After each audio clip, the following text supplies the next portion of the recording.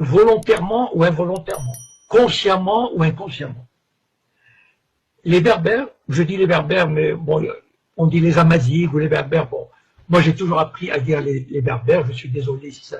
Mais enfin bon, donc qu'ils le veuillent ou non, ils sont l'objet, ils sont entrés dans une combinaison mondiale, ils sont entrés dans un jeu de forces internationales.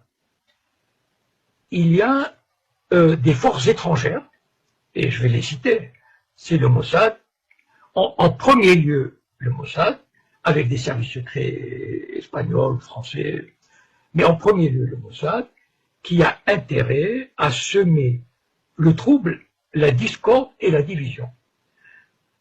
Et ça, on ne peut pas échapper à ça. Et je vais vous raconter une anecdote qui m'est arrivée il y a presque une douzaine d'années.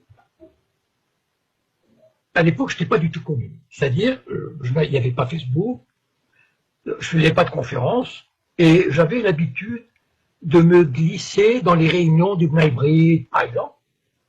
Le Bnei Brit, c'est la franc-maçonnerie juive mondiale.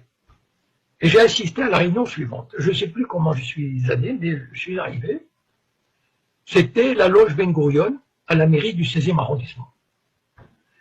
Et cette loge avait invité des Berbères d'Algérie, 5 ou 6, qui représentaient des associations de Berbères. Et moi, bon, assis quelque part comme ça, tranquille, j'observais.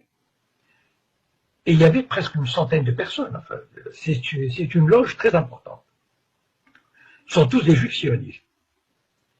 Et là, ils ont commencé à leur dire, oui, c'est bien, vous menez un bon combat pour votre identité culturelle, votre culture. Enfin, ils les caressaient dans le sens du poil. Et petit à petit, ils les ont amenés.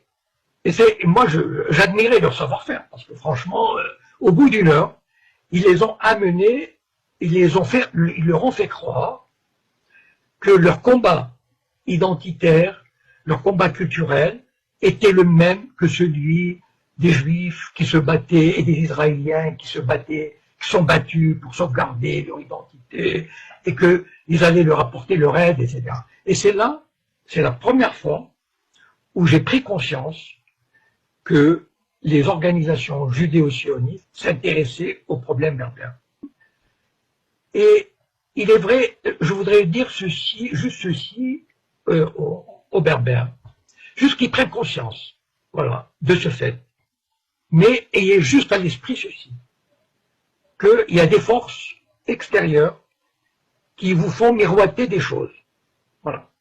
C'est-à-dire, il y a des agents du Mossad qui vont voir des Amazighs, qui vont leur dire « Mais vos grands-parents étaient juifs, vous pouvez avoir une bourse pour Israël, en fait, vous ne vous appelez pas, je sais pas quoi, mais vous appelez Jacob ou Lévi, enfin, je sais pas, voilà. » Et ça marche pour certains. Petit à petit, ils sèment le trouble.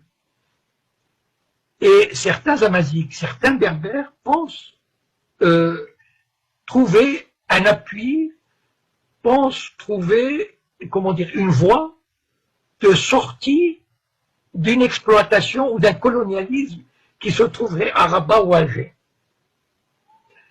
Moi, je voudrais juste, comment dire, je n'ai pas du tout à vous dire comment il faut faire, de quelle manière il faut se battre, quelles sont les revendications que vous pouvez demander, etc. C'est pas mon rôle. Voilà, mon rôle, c'est, moi qui ai un peu d'expérience, qui ai une petite vision comme ça, de vous éclairer sur les dessous des cartes. Voilà, sur les tenants et les aboutissants. Ne vous faites jamais d'illusions sur le Mossad et sur les sionistes. Ils détestent tout le monde. Ils détestent les Arabes, ils détestent les Berbères, ils détestent les musulmans, ils méprisent les Arabes, les Berbères et tous ces peuples du tiers-monde. Donc, ne vous faites pas d'illusions. Les sionistes vous mèneront par le bout du nez. Je pense que nous avons des vous savez, le but du sionisme, il l'a montré en Irak, en Syrie, en Libye, c'est de détruire ces sociétés, de détruire l'unité nationale, de détruire tout ce qui est un État moderne.